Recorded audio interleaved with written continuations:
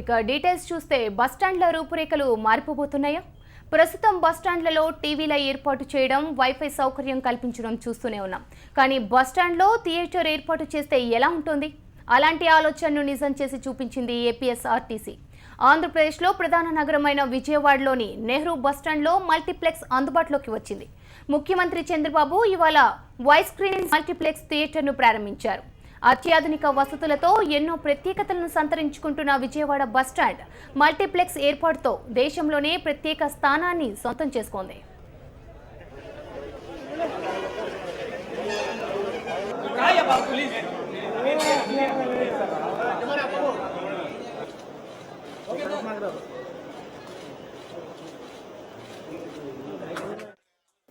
ఏదైతే వీళ్ళ ఎంప్లాయీస్కి ఆర్టీసీ ఎంప్లాయీస్ కోసం 10 లక్షల రూపాయలు కొత్తగా ఇన్సూరెన్స్ తీసుకొచ్చారు, జీవిత బీమా తీసుకొచ్చారు. ఈరోజు గుడివాడ డిపో నుంచి ఒక ఆర్టీసీ కానిస్టేబుల్ చనిపోయాడు, శ్రీనివాసరావు అని.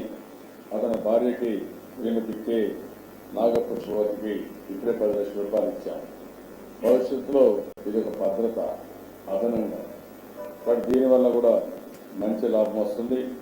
అదే మరి ఈరోజు వీరిని మనస్ఫూర్తిగా అభినందిస్తున్నా.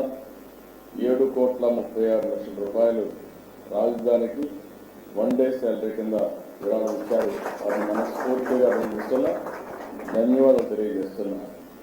ఈ శుభ సందర్భంలో నేను ఒకటి సజెస్ట్ చేశాను.